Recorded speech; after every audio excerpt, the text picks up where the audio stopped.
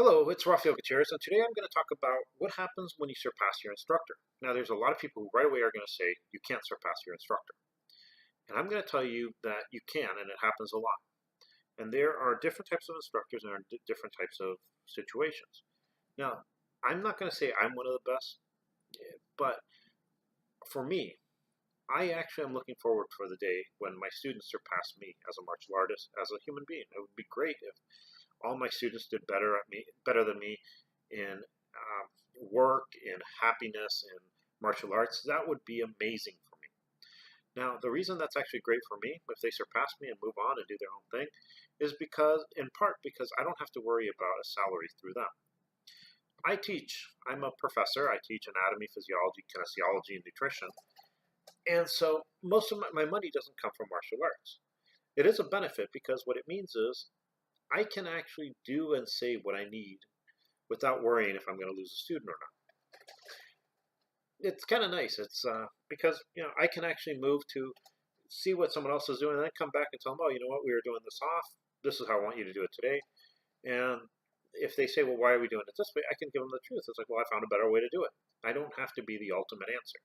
And the nice thing is, being a fourth dan, there's a lot of people who are better at martial arts than I am in my own organization. So I have a lot of people I can ask questions to. Now, that is an advantage I have. There are some things there when it comes to commercial schools. There are different things. Now, I'm not going to say it's always like this, but you can break it into two different people. You have people who will work hard. I mean, it's when you look at some of the people who have great martial arts in their school, they're working extremely hard to maintain everything. It is for some people it is their livelihood, and there's nothing wrong with that. But the amount of time that they're working on it is tremendous. It's something that if you own your own school and you're making money off of it and you're giving people what you say you're giving them, you know, I have a lot of respect for you because I understand how hard it is. I mean, here in San Diego for a small studio, you might be paying $1,000, $2,000 a month, which means if you're charging $100, you need at least 20 students to that's not even breaking even. That's not counting insurance or anything like that. So if you're doing it, you're doing successful, and you're teaching your students properly, and they're moving beyond, they're actually getting to where you are beyond, and you're sending them to Okinawa so they can learn more. Well, you're an amazing instructor, you're an amazing person, and you should be proud of that. And if your students should be proud of that. But there are some schools in which the main instructor takes over, and he tries to take over everyone's life. Everyone pays him money, and he will tell you what you need to do, what you don't need to do, and what you shouldn't do. In essence, the other type is a cult, and the main instructor is a cult leader. And you have to be very careful with that because there are different levels to all this. You have people who are like me who, hey, if I make money off of martial arts, that's great. I have no problem with that. If I break even, I'm okay with that. If I lose a little bit, well, hey, you know what? It's my hobby. If you have business, you do have to make rent. You do have to pay yourself a salary, and that's one thing. And it is, like I said, it is hard. And in the cults, you have different levels of it. You have people who it's like, well, they will do what they can.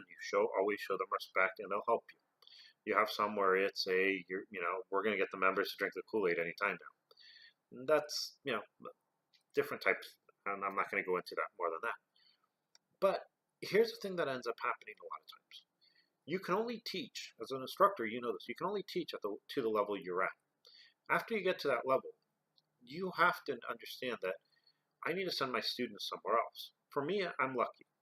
I do have, 8 different instructors in Okinawa, which I can send my students to. So as my students get more and more proficient in karate, once they get to know what I know, I can tell them, hey, you know what? Go to Okinawa, get tested for your black belt, learn everything you can there. And that works. I'm okay with that. With some of the commercial schools, they do the same thing. They'll keep these guys on as instructors. They won't charge them because they're instructors now, or they'll even try to talk to them about opening up their own school. And that's great. But the cult ones are the ones that, no matter how far you get, Well, you're never going to get to that level where the sensei is, because you can never reach sensei's level. I hope, I pray, and I talk about this. I want all my students to do better than me in everything. Not just martial arts. I want them to be better martial artists. I want them to be better people. I want them to be more successful in business and in finances and in academia. I want them to be better than me. And most teachers, whether it's not a school where it's run as a hobby, or if it's a commercial school, most main instructors really want that for their students. It's actually most of the teachers, regardless of where they teach, want that for their students. I want my students to do better than me. It doesn't matter if it's a community college student or my martial arts students. I want them to do better than me. It's something that, for me, it'd be like, hey, if I help someone get to a higher level, that's great. Now, with that said, most teachers will want that. But when it's business, when you are a paycheck, and like I said, I will say it's not everyone who does this, but it's really easy for a corporate type to take you and be afraid for you to leave. So what they will do is, you will never get to the level of the head instructor. He will always tell you how, well, there's that one extra thing you need to learn that you haven't learned yet. And when you learn that, well, there's always something else. And only they can teach it. And one of the things they'll also tell you is weird things like, oh, well, we don't want you to go to another area to train because it's going to ruin your martial arts. I mentioned the Off the Rails, which, by the way, I have one more book I'm going to give out.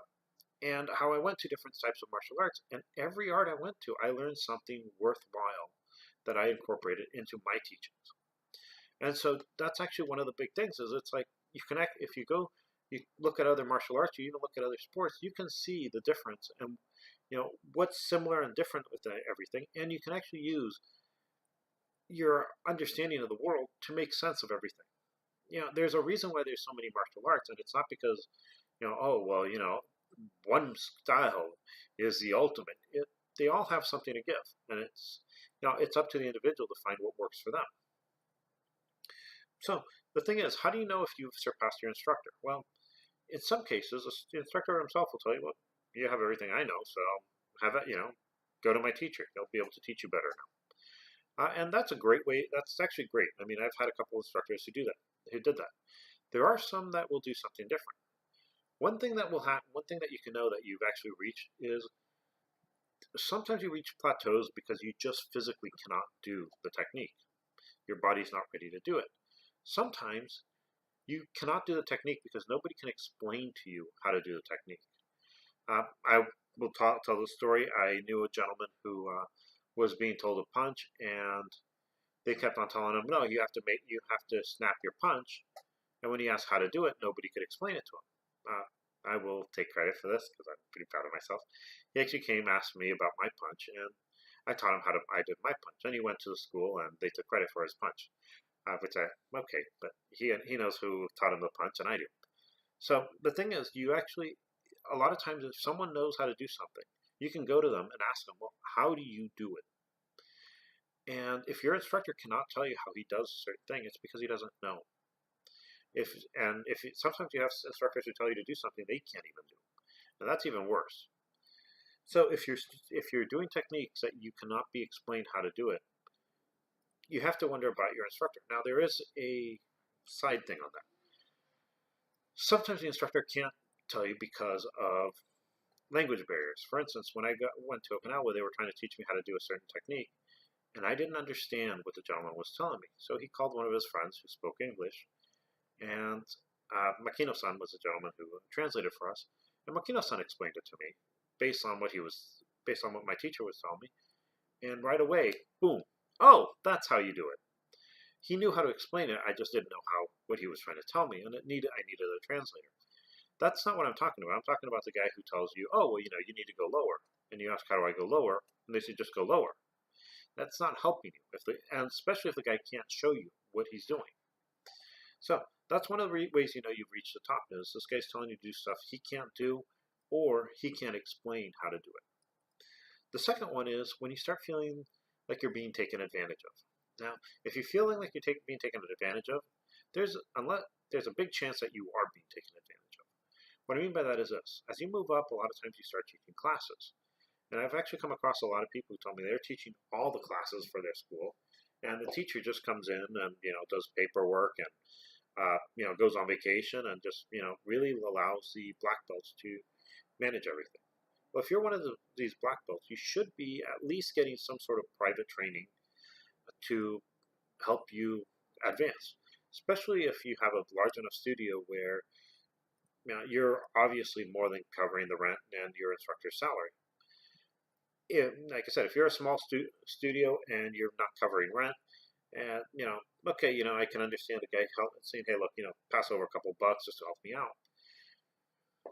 But remember, if you feel like you're being taken advantage because you're not being taught anything and you're not getting paid and there's something wrong with that. You have probably already surpassed your instructor, and your instructor just doesn't want you to realize it because you're free labor.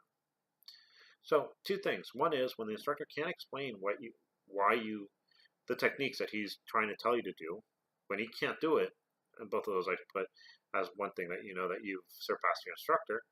The other is when you feel you're being taken advantage of. If you're being taken advantage of, it probably is because you are being taken advantage of. And the last one is just like I said at the beginning. It's the instructor who tells you, "I've taught you everything there is, everything I know. Go to someone else now." There's nothing wrong with the last one. Like I said, every teacher wants you to surpass them. Now, I know that this was actually something a little different. Like I said, I think I mentioned, I do have one more book of Off the Rails I'm giving away. If you're in the U.S., email me or please put on comment because some people have emailed that I sent the books already. But if you put on comment you want a book, I will try to reach you and see how I can send you the book. I hope you do enjoy Off the Rails, and if you do enjoy it, if you get the book and you enjoy it, please put a review on Amazon. I've actually had a lot of reviews for Cirrus and the Rarest Things. I think I have like 6 now. All of them have been really good. If I'm really shocked, I mean, if people really feel that it's the best book they've ever read, I'm more than happy about that.